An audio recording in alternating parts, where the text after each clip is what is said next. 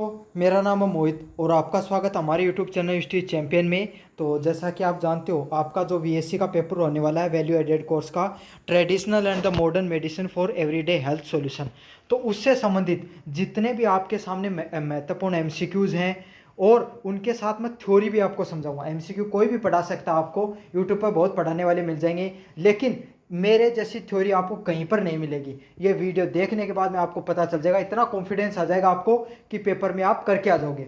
पिछला जो पेपर हुआ था फोर्थ सेमेस्टर का, उसमें से 40-50 में से 40% हमारे पढ़ाए हुए कंटेंट में से आए थे, और मैं आपको बता रहा हूँ, वादा कर रहा हूँ आपसे, आपके पेपर में भी देखने को मिलेंगे। बस आपको क्या करना है, आपको मैं जितना कंटेंट बताऊं बस उतना कंटेंट अच्छे से पढ़ के जाना है। ये आप मेरे से वादा करो कि जितना मैं आपको बताऊंगा उतना आप पढ़ के जाओगे। तो चलो शुरू करते हैं अपन वीडियो को। इससे पहले आपको क्या करना है, चैनल को सब्सक्राइब कर देना और वीडियो को लाइक कर देना है और अपने दोस्तों को जरूर से शेयर कर देना है। और एक चीज़ और बताऊं, जैसे आप लाइक करोगे तो कमेंट वाला सेक्शन आएगा ना, वहाँ पर एक प्यारा सा कमेंट छोड़ देना और वहाँ पर हाइप का एक ऑप्शन दिखेगा, मतलब ऑप्शन क्या आएगा, हाइप का आएगा। उस पर हाइप पे भी आपको क्लिक कर देना है। इससे क्या और बच्चों के आपके पास शेयर हो जाती है वीडियो, तो और बच्चों के पास शेयर होती है तो उनको भी मदद मिलती है। इसलिए आपका काम यही है कि आपके जितने भी कॉलेज के ग्रुप हैं बस उनमें वीडियो को शेयर कर दिया करो और साथ के साथ लाइक सब्सक्राइब और जो कमेंट कर दिया करो, ताकि और दोस्तों के पास भी पहुंच जाए ये वीडियो। यूनिट फर्स्ट की बात करें अपन, which ancient Indian text is considered the foundation scripture of Ayurveda. तो कौन सा भारतीय ग्रंथ है वो आयुर्वेद का मूल मंत्र माना जाता है। ये सेम टू सेम पर्सन मैंने पढ़ाया था पिछले पेपर में और यह देखने को मिला था। तो कौन सा माना जाता है आपका, चरक संहिता है। उसमें ही सबसे पहले किसकी बात की गई थी, आपको आयुर्वेद के बारे में बात की गई थी। और चरक संहिता किसके द्वारा लिखी गई थी, चरक के द्वारा लिखी गई थी। समझ में आ गया आपको। तो आयुर्वेद के बारे में सबसे पहले किसने बताया था, चरक संहिता में बताया था। अगले वाला प्रश्न की बात करूं, Ayush component primarily focus on the mental and the physical wellbeing through the posture breathing and meditation. तो आयुष जो प्रणाली है, पहले मैं आयुष समझाता हूं आपको क्या होता है। तो देखो आयुष क्या है, आयुष एक भारत सरकार के द्वारा एक प्रणाली लॉन्च की गई, एक ये समझ कि योजना लॉन्च करी गई, समझ में, जिसमें प्राचीन जो हमारी चिकित्सा प्रणालियाँ थी, जिसमें कौन कौन सी, A for Ayurveda, Y for yoga, U for Unani, S for Sindhi और एच फॉर जो आपका होम्योपैथी होता है उससे संबंधित। तो ये जितनी भी आपकी जो पुराने समय में जो उपचार की पद्धतियाँ हुआ करती थी ना, वो विलुप्त होती जा रही थी। तो सरकार ने एक योजना बनाई इनको आगे बढ़ाने के लिए। तो यही है, उसमें क्या बताया गया है, आयुष का कौन सा अंग मुख्य रूप से आसन, स्वशासन, ध्यान के माध्यम से मानसिक स्वास्थ्य की बात करता है। तो कौन सा करता है, योगा करता है। तो आपने देखा होगा बाबा रामदेव, आपको पता है, सुबह सुबह टेलीविजन पे आ जाते हैं और योगा करते रहते हैं, ध्यान करने के बारे में बताते हैं, आसन करने के बारे में बताते हैं, स्वशासन आपके साथ स्वास्थ्य से संबंधित चीज़ों के बारे में बात करते हैं। तो कौन सी प्रणाली में होता है ये, कौन सी आयुष प्रणाली में, योग में ये सब चीज़ की जाती है। अच्छा प्रश्न है, बस लैंग्वेज आर्ट है। तो लैंग्वेज आर्ट आएगी तो मैं इस प्रकार के आपको पढ़ के जाना है। इसके अलावा देखो ये शायद चौथा या पांचवा या जो वीडियो होगा, तो इससे पहले एक और वीडियो मैंने कराया, वो बहुत ज़्यादा इंपॉर्टेंट है, क्योंकि इससे पिछली बार हार्ड पेपर आ गया था तो उसमें यूनिट सेकंड और यूनिट थर्ड से ज़्यादा हार्ड क्वेश्चन पूछे गए थे। तो स्पेशल मैंने उसी पे वो वीडियो बनाया था पिछले वाला, वो ज़रूर से देखकर जाना, आपको मस्ट है देखना। इस वीडियो को देखने के बाद उसको जरूर से देखना। In naturopathy which of the following is considered the great healer. तो नेचुरल थेरेपी में कौन सा एक महान उपचारक माना जाता है। तो देखो ये प्रश्न ऐसे है कि नेचुरल थेरेपी होती है एक, मतलब एक जैसे अपना अंग्रेजी दवाई लेते हैं ना आप केमिकल वाली, तो वैसे एक नेचुरल थेरेपी भी होती है। इसमें क्या होता है, प्राकृतिक रूप से आपको उपचार किया जाता है। तो जैसे पहले नहीं होता था कि मान लो भाई, अगर कोई कभी कभी आपने देखा होगा कि फोटो आते हैं जिसमें इंसान सोए रहते हैं समुद्र किनारे और उसको पूरा मिट्टी का लेप कर दिया जाता है, समझ में, आपने देखा ना, ऐसा कुछ उपचार होता है। तो वही क्या कहलाती है, नेचुरल पैथी के नाम से जाना जाता है। तो इसमें क्या माना जाता है कि प्रकृति के द्वारा आपका इलाज किया जा रहा है। तो समझ में आ गया आपको, प्रकृति को नेचुरल थेरेपी में सबसे बड़ा महान उपचारक आपको ग्रेटर हीलर के रूप में जाना जाता है। आगे वाला प्रश्न है, the ministry of Ayush was officially establish in which year. तो आयुष जो मंत्रालय है ये कब शुरू हुआ है, ये 2014 के अंदर आयुष मंत्रालय उसकी शुरुआत की गई है। मोस्ट इंपॉर्टेंट प्रश्न, अभी तक ये प्रश्न पूछा नहीं गया, नया है, आ सकता है आपके सामने।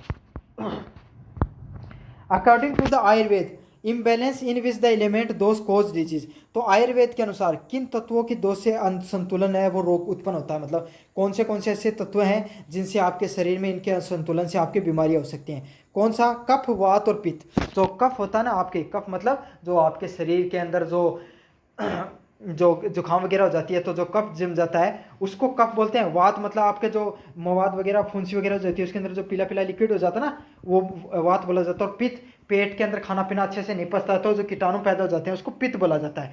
तो यही आपके शरीर के अगर ये 3 चीज़ें बन रही हैं तो इसका मतलब यही है कि आपको बीमारी होने वाली है या बीमारी हो सकती है। तो यही होता है, अच्छे से याद कर लेना। ये प्रश्न आएगा कफ, वात और पित्त से संबंधित, चाहे घूम कर आए, फिर कर आए, कैसे भी आए, लेकिन ये प्रश्न आपको देखने को मिलेगा। अगले वाला प्रश्न है which branch of the AYUSH organise in the Tamil Nadu is rooted in Dravidian culture. तो कौन सी आयुष की जो शाखा है वो तमिलनाडु में उत्पन्न हुई और द्रविड़ शाखा से संबंधित है, तो कौन सी है? सिद्धा। तो मैंने आपको बताया सिद्धा है, सिद्धि, ये कहाँ पर है इसकी। अब ये प्रश्न ऐसे भी पूछा जा सकता है, सिद्धि जो प्रणाली है उसकी शुरुआत कहाँ से हुई? तमिलनाडु के अंतर्गत हुई। और कौन से कल्चर से जुड़ी हुई? द्रविड़, जो हमारी प्राचीन द्रविड़ कल्चर था उससे जुड़ी हुई है। अगले वाला प्रश्न है which of the following herbs are known as the Indian ginseng. तो इंडियन जिनसेक के नाम से कौन से हब को, कौन सी जड़ी बूटी को जाना जाता है? तो कौन सी जड़ी बूटी को जाना जाता है? अश्वगंधा होती है, उसको इंडियन जिनसेक के नाम से जाना जाता है। इंपॉर्टेंट है ये, इंडियन जिनसेक के नाम से किसको जाना जाता है? अश्वगंधा को जाना जाता है। अगले वाला प्रश्न है what is the term of life force energy in yoga and Ayurveda. तो योग और आयुर्वेद में जीवन ऊर्जा के लिए कौन सा शब्द उपयोग किया जाता है? तो जीवन आपका जो जिंदगी है और आपके शरीर की जो ऊर्जा होती है उससे संबंधित कौन सा शब्द यूज किया जाता है? प्राण शब्द है, उसको यूज किया जाता है। समझ में आ गई? प्राण शब्द क्या हो गया? जैसे थारो अपना जो शरीर है वो कार्य कर रहा है, समझ में आ रहा है? तो ये कार्य करता है तो इसमें क्या ऊर्जा भी खर्च होती है। अब उस ऊर्जा को किस नाम से जाना जाता है? प्राण ऊर्जा के नाम से जाना जाता है। समझ में आ गया ना? प्राण ऊर्जा जो अपन शरीर एक्टिव रहता है। अब आदमी कदे कदे कौन कब मेरा तो ओहो 8 गुट्टा सा टूट रहे हैं, शरीर में कोई जान नहीं गुन बच्ची, तो इसका अर्थ क्या? आपकी जो प्राण ऊर्जा है आयुर्वेद के अनुसार वो कमजोर हो गई, उसमें ऊर्जा की कमी देखने को मिल रही है। समझ में आ गया आपको? अगले वाला प्रश्न है विच international day has increase the global awareness of yoga. तो योगा से संबंधित आपको जो अवेयरनेस फैलाने के लिए योग की पूरी दुनिया में वैश्विक स्तर पर उसको जागरूक करने के लिए क्या मनाया जाता है? इंटरनेशनल योग डे मनाया जाता है। और कब मनाया जाता है? 21 जून को मनाया जाता है। अब एक बात बताओ, 21 जून को एक और घटना होती है हमारी पृथ्वी से संबंधित, तो ज्योग्राफी वाले विद्यार्थी वो इसका जवाब देंगे कि वो कौन सी घटना होती है, या आपको भी अगर पता है तो आप भी जरूर से कमेंट करके बताना।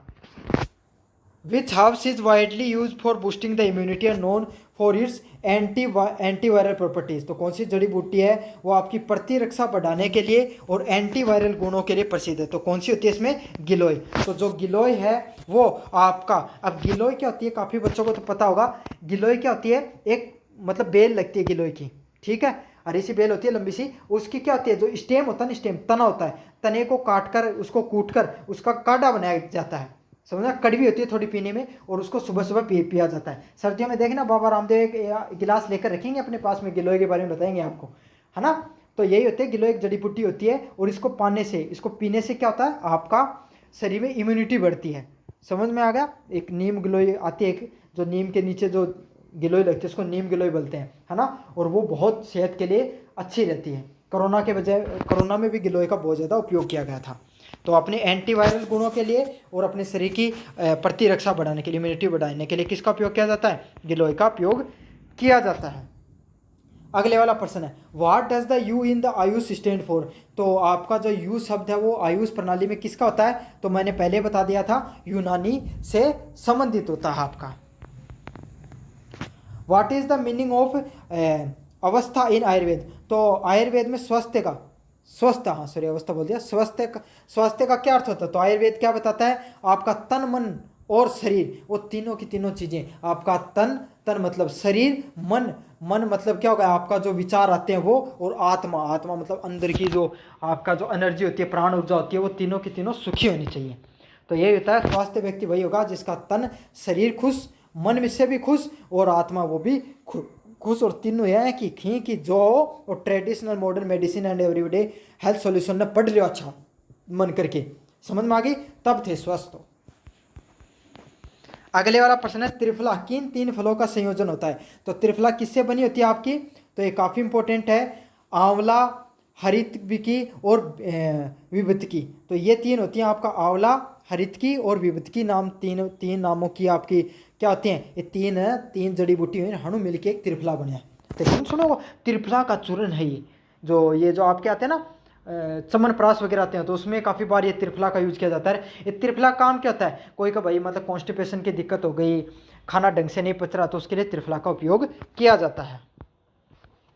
अगले वाला प्रश्न है, सोवा रिगपा प्रणाली मुख्य रूप से भारत के किन क्षेत्रों में प्रसिद्ध है? तो ये था ना, यहाँ अजीब सा नाम को लग रहा है कि तो कठे है लद्दाख और सिक्किम में।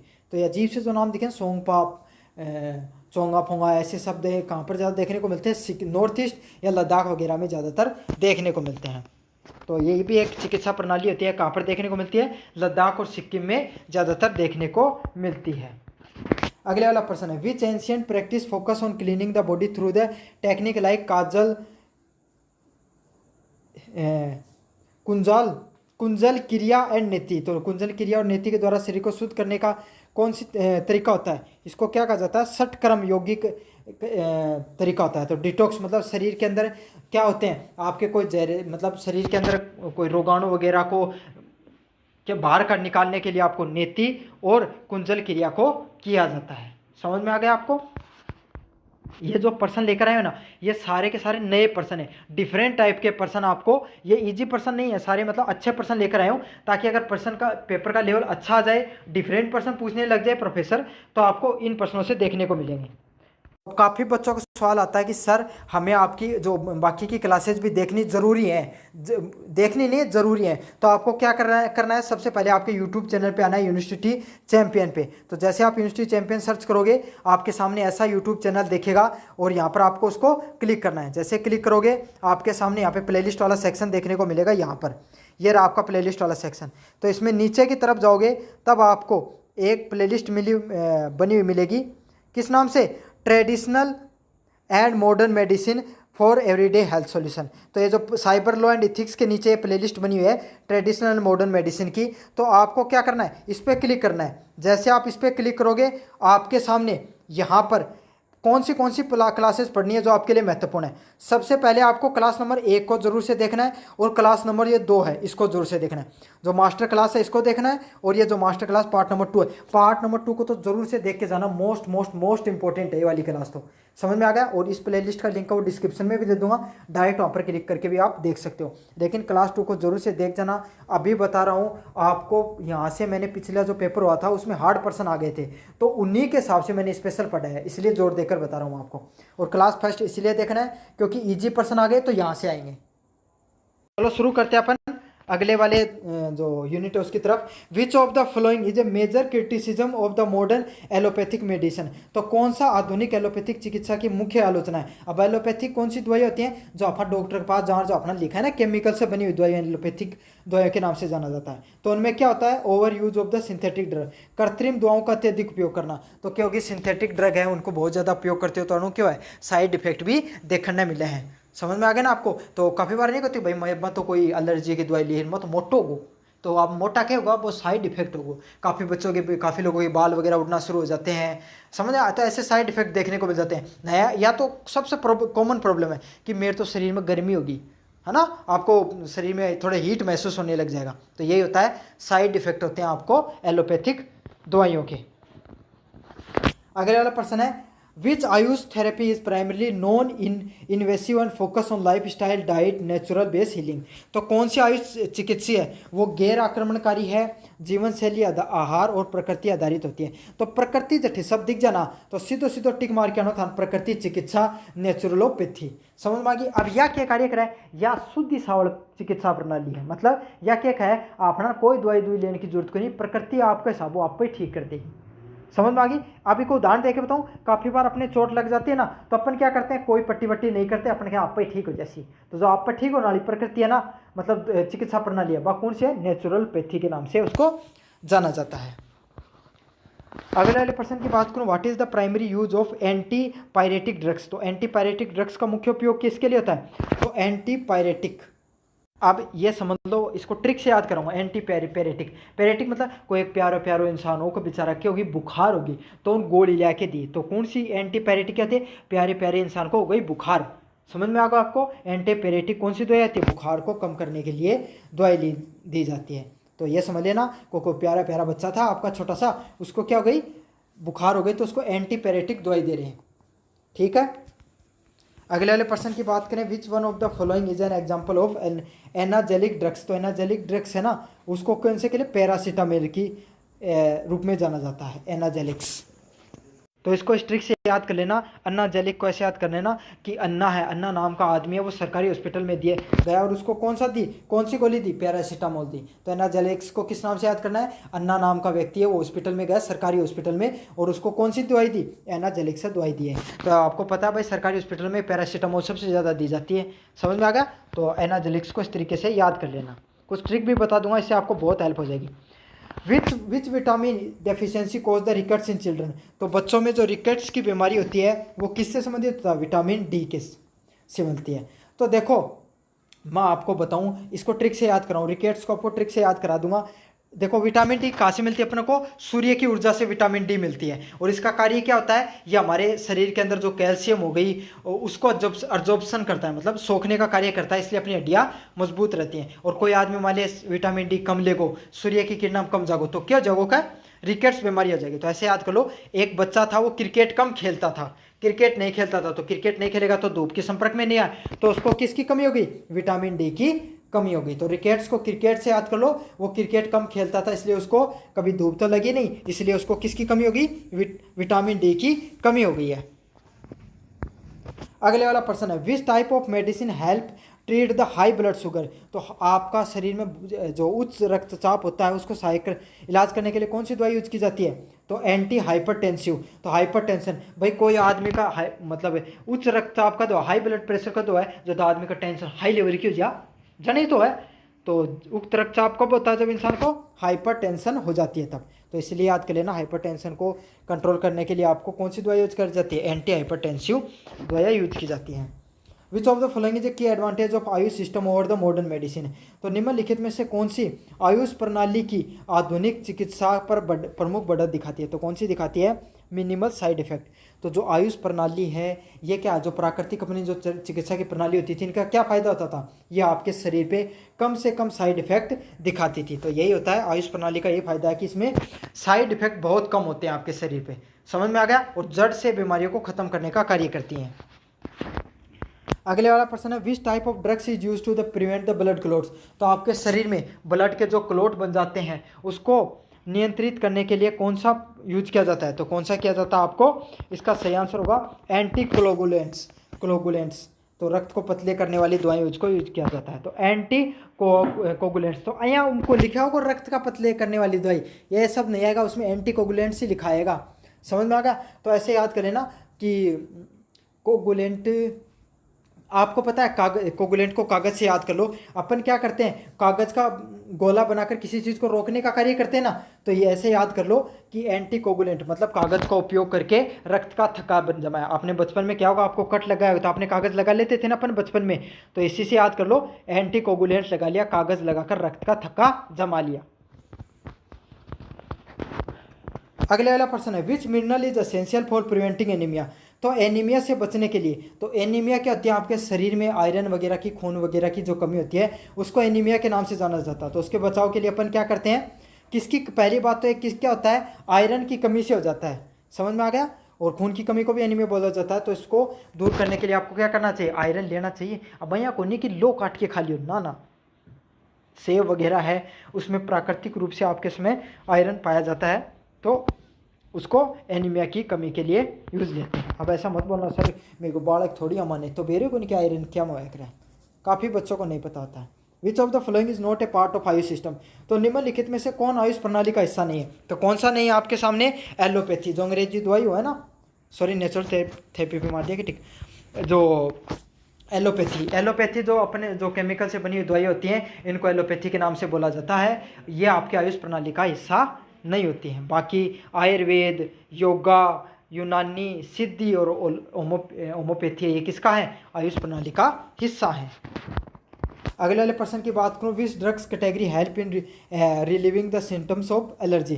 तो कौन सी दवाई एलर्जी के लक्षणों को राहत देने में कार्य करती है, एंटी हिस्टामिन जो दवाई होती है उसको, तो एंटी हिस्टामिन यूज की जाती है। अब इसको किस ट्रिक से याद कर लो, उसको एंटी हिस्टामिन को हंसने से याद करो, तो उसको बहुत ज़्यादा हंसी आ रही है, हंसी आने की एलर्जी हो गया कौन का कि भाई की एलर्जी होती है तो बोली हंसी है, समझ में आ गया ना आपको। तो ऐसे याद कर लेना कि बहुत ज़्यादा हंसी आ रही है, उसको इसको इस प्रकार की कोई एलर्जी हो गई तो उसको कंट्रोल में करने के लिए कौन सी दवाई देंगे, एंटी हिस्टामिन नामक दवाई देंगे। तो इसको अच्छे से याद कर लेना, एंटी हिस्टामिन कोई भी इंसान के जो एलर्जी से संबंधित राहत देने के लिए यूज में ली जाती है। अगले वाला प्रश्न है, which is the role of expectorants in medicine. तो दवाओं में एक्सपेक्ट्रेंट्स की क्या भूमिका होती है, तो बलगम को ढीला करने के लिए।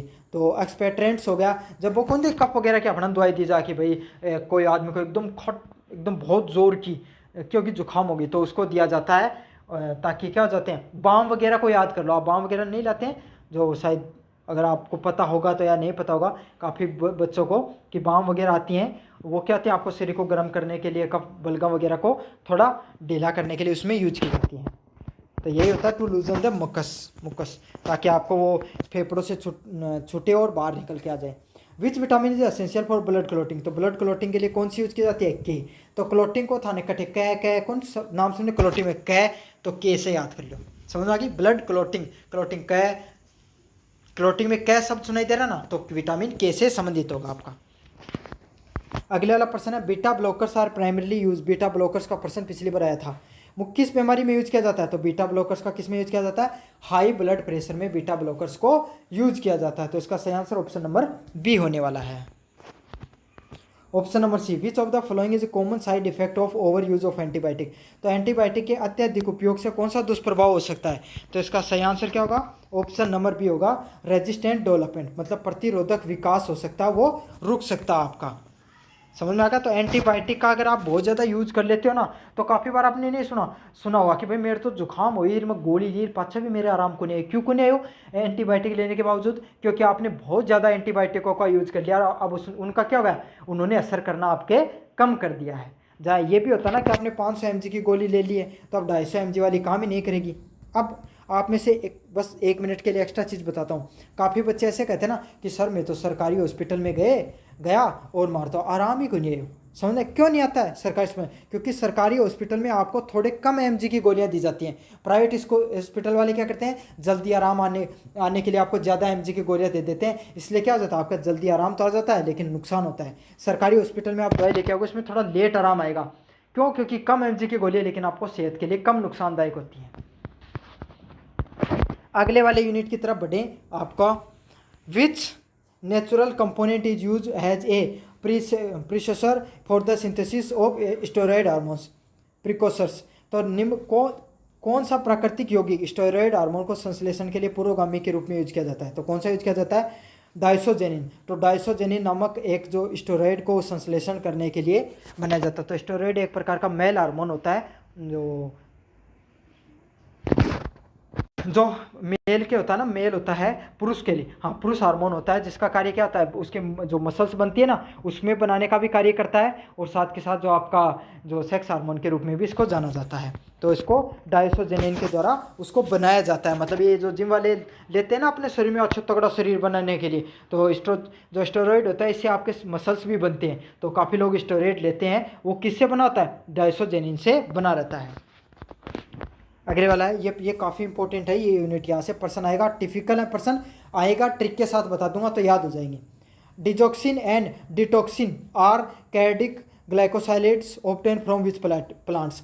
तो डिजॉक्सिन और डिजिटॉक्सिन किस पौधे से प्राप्त हुआ ग्लाइकोसाइलेट्स है, तो किसे है, डिजाटिक्सिन से है। तो किससे होगा, आपको डिजिटेलेक्सिस से होगा, ये डिजिटेलेक्सिस से।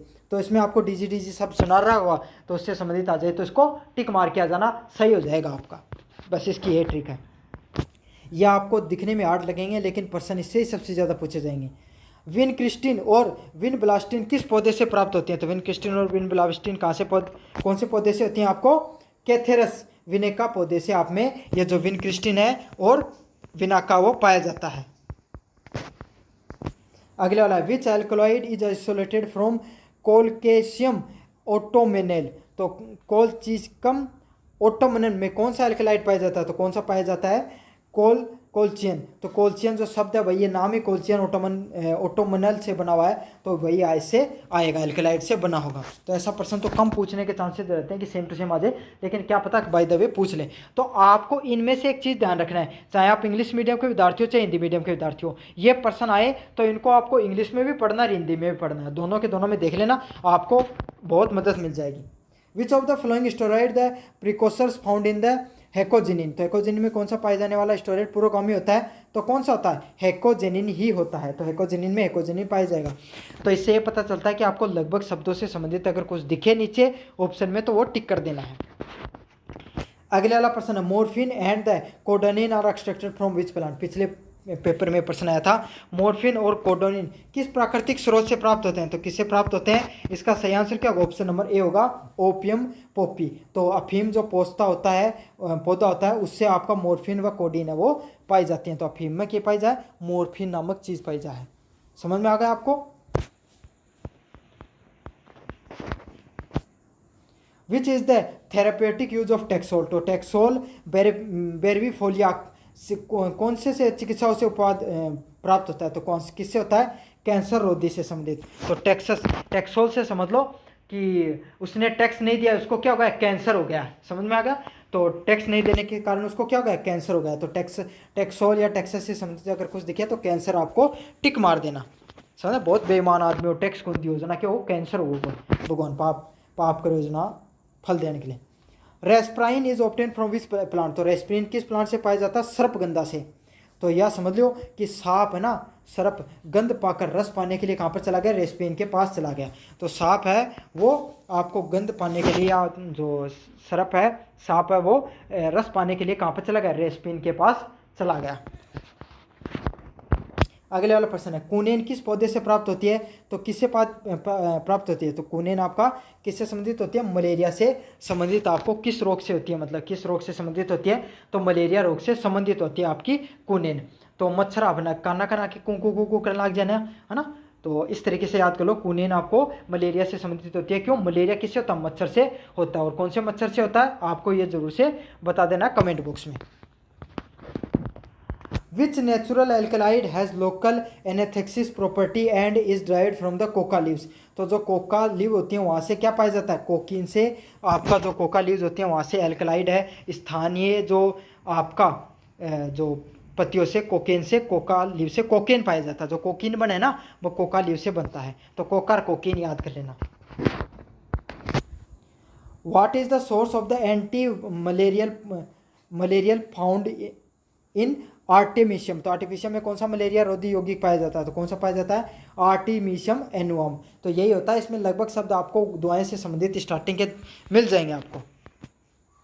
From which source is curcumin derived and what is the main activity. तो कुरकुमिन किस स्रोत से प्राप्त होता है, इसकी मेन गतिविधि क्या होती है, तो कुरकुमिन क्या होती है, आपको हल्दी से संबंधित होती है। समझ में आ गया। और कुरकुमिन को ऐसे याद कर लो कि हल्दी कुरकुरी होती है ना, जब साबुत हल्दी होती है वो कुरकुरी होती है। आपने कभी अगर देखा हो, बाजार में गए हो तो, या ले घर पे होगी आपके तो देख लेना, कुरकुरी होती है। तो इसको कुरकुमिन से याद कर लेना। और हल्दी का क्या कार्य होता है, वो सूजन रोधी होती है।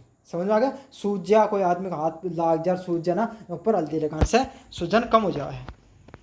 अगले वाला प्रश्न है, विच natural component found in green tea known for Kameng and relaxation. तो आपको कौन सी दवाई है, उसको ग्रीन टी में कौन सा यौगिक जो आपको शांति और विश्राम के लिए जाना जाता है, तो कौन सा होता है, एल-थियामिन है। एल-थियामिन है, उसको उपयोग में लिया जाता है, जो आपको शांति प्रदान करने का कार्य करता है।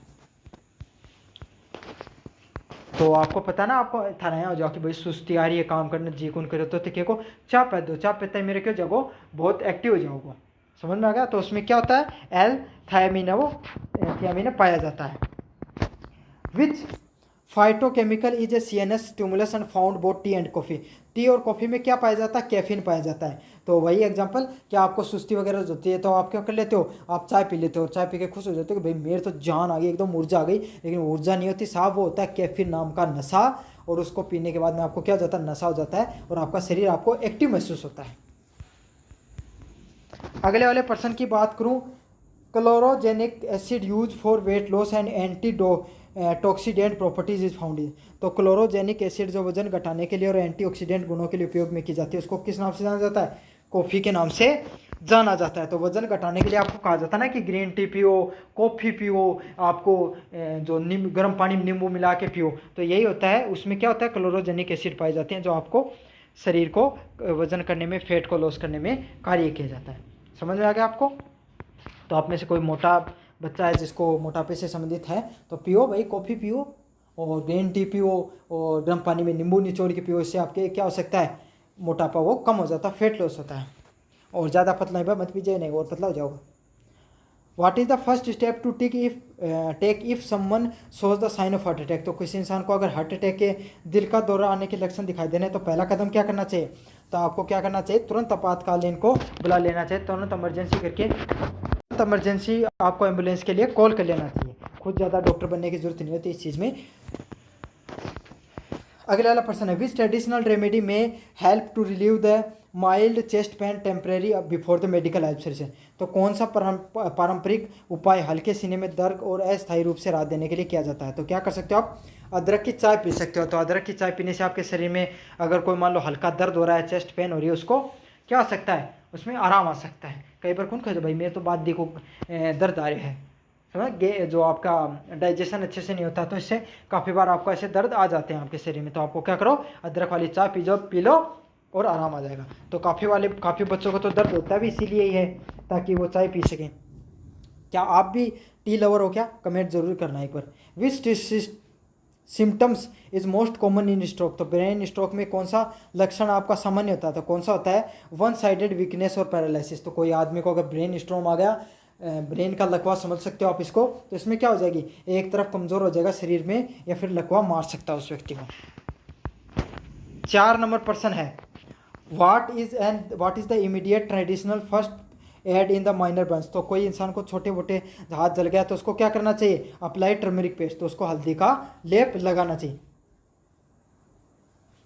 या ठंडे पानी से धोना चाहिए। ये तो आए ना ऑप्शन में, लेकिन ठंडे पानी से धोने वाला ऑप्शन जरूर आएगा, ये ध्यान रख लेना आप अगर हाथ जल जाए तो। बेहोशी में आपको क्या करना चाहिए, तो लो ब्लड प्रेशर और ब्लड फ्लो। तो कोई इंसान को बेहोश हो जाता है, वो क्यों हो जाता है, निम्न रक्तचाप और खराब रक्त प्रवाह की वजह से। तो इंसान का जो मस्तिष्क होता है ना, वहाँ पर अगर उसके पास जो जितना ब्लड चाहिए उसको उतना नहीं पहुँच पाता, तो इंसान क्या हो जाता है, बेहोश हो जाता है।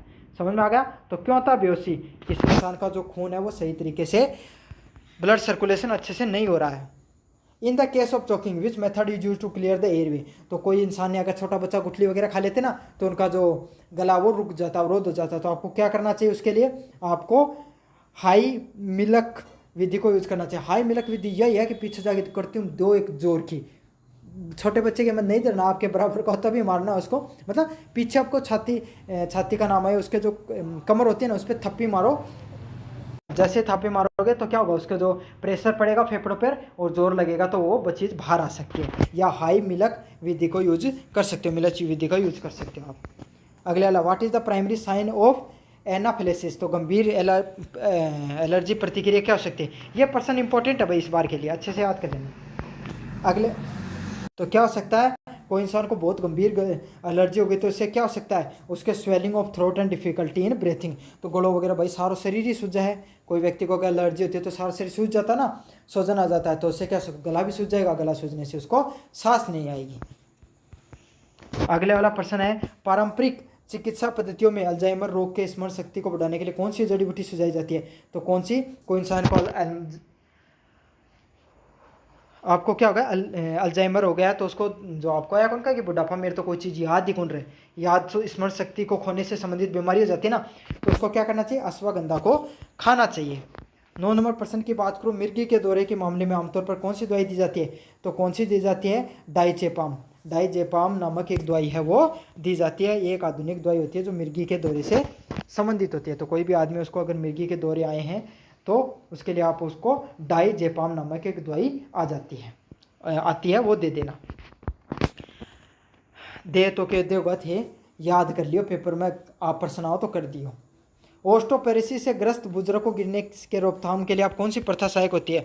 तो कौन सी हो सकती है, आप उसको कुर्सी योगा और संतुलन अभ्यास करें। तो कुर्सी योगा होता है जो आप बालकपन में था, मुर्गा बना देता, और मुर्गा बनाने के बाद वो कुर्सी बना दिया करता, तो बा करवा सको। और संतुलन अया कोनी की बाबा ने कह दिया भाई कुर्सी बन जाने, हाथ पकड़ के आप बहुत आराम से ऐसे अभ्यास कराओ ताकि संतुलन बना रहे उनको शरीर के अंदर।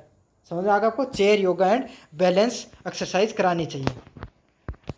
विच of the following condition is commonly associated with the memory loss. तो मेमोरी लॉस से संबंधित, आपको याद नहीं रखने से संबंधित कौन सी बीमारी हो सकती है? तो कौन सी हो सकती है? डिमनेशिया के नाम से बीमारी को जाना जाता है। अब ये मत कह देना कि सर मारे याद गुण रखी में, तो आपके तो याद नहीं रहता है क्योंकि आप याद नहीं रखना चाहते हो चीज़ों को। समझ में आया? आपको कोई बीमारी नहीं होती है, भूलना एक सामान्य प्रक्रिया होती है, लेकिन किसी को कुछ याद नहीं रहे बिल्कुल, तो उसको कौन सी बीमारी हो सकती है? डिमेक्सिया नाम की बीमारी हो सकती है। अगले वाला प्रश्न है, which traditional remedy use in the arthritis pain relief. तो गठिया के दर्द में राहत के लिए कौन सी पारंपरिक जो दवाई यूज की जाती है? तो क्या कर सकते हो आप? जो लहसुन है उसके तेल की मालिश कर सकते हो। तो लहसुन के तेल की मालिश अगर जोड़ों पे करोगे तो क्या हो जाता है? उसका जो जोड़ है उसमें दर्द कम हो सकता है। अगले वाला प्रश्न है, what should be the done first in the case of poisoning. तो कोई भी इंसान को जहर, अगर उसने जहर खा लिया तो इससे संबंधित आपको क्या क्रिया की जानी चाहिए? जहर नियंत्रण या आपात सेवा को बुलाना। तो कॉल पॉइजन को और इमरजेंसी हेल्प को कर सकते हो, या फिर उसको कोशिश करो कि वो उल्टी कर दे। अगर उल्टी कर देगा तो क्या हो जाएगा? उसको जहर कट जाएगा, उसका शरीर से बाहर आ जाएगा। अगले वाला पार्किंसन डिजीज, इंपॉर्टेंट है, प्रश्न आ सकता है। Affect which part of the body. तो पार्किंसन डिजीज किससे जुड़ी होती है? आपको मस्तिष्क और गति नियंत्रण से होती है आपकी। अगला, which emergency conditions requires the immediate use of epinephrine injection. तो कौन सी आपात स्थिति में एनेफ्रेपिन आपको इंजेक्शन देना आवश्यक होता है? तो एनाफिलेटिक शॉक से पहले आपको ये इंजेक्शन देना होता है। तो ये तो था आपका traditional and modern medicine for everyday health solution से संबंधित जितने भी इंपॉर्टेंट एमसीक्यू थे और प्लस उनका सॉल्यूशन था, दोनों के दोनों करवा दिए हैं। बाकी आपको इसकी पीडीएफ कहाँ पर मिलेगी ये भी मैं बता देता हूँ अभी कभी। आपको पीडीएफ डाउनलोड करनी है तो आपको क्या करना है, मैंने जो डिस्क्रिप्शन उसमें टेलीग्राम चैनल का लिंक दूंगा, उस टेलीग्राम चैनल पे आपको क्लिक करोगे तो ऐसे टेलीग्राम चैनल पे पहुंच जाओगे। तो वहाँ पर आपको क्या करना है, सबसे पहले ऊपर की तरफ क्लिक करना है। यूनिवर्सिटी चैंपियन पे जैसे क्लिक करोगे, यहाँ पर एक नीचे की तरफ फाइल वाला सेक्शन बना हुआ है, यहाँ पर आपको क्लिक करना है। जैसे क्लिक करोगे यहाँ पर आपको सर्च करना है ट्रेडिशनल, स्पेलिंग अच्छे से देख लेना। यहाँ पर अभी मैंने एक पीडीएफ डाली है कि 1.2 MB की, ये वाली पीडीएफ पे आपको क्लिक करना है और इसको पढ़ लेना अच्छे से। बस में आ गया। अभी मेरे वाले में डाउनलोड नहीं हो रही है इंटरनेट की इसी वजह से, तो आपको डाउनलोड कर लें, डाउनलोड करके अच्छे से पढ़ लेना। इंपॉर्टेंट है पढ़ना, समझ में आ गया। और यूनिट 3 और यूनिट 2 और 3 के स्पेशल 30-30 क्वेश्चन कर रखे हैं आपको। मैं बता रहा हूँ आपको पढ़ना बहुत ज़्यादा ज़रूरी है। आपका पेपर डिफ़िकल्ट बन गया तो मैं बता रहा हूँ फेल हो सकते हो इस पेपर की, तो अच्छे से पढ़ लेना इस पीडीएफ को। और कोई पेपर के लिए मैं ज़्यादा जोर देकर नहीं बोलता हूँ, जिसमें ज़रूरी होती है उसमें बोलता हूँ, आप अच्छे से पढ़ लेना इसको।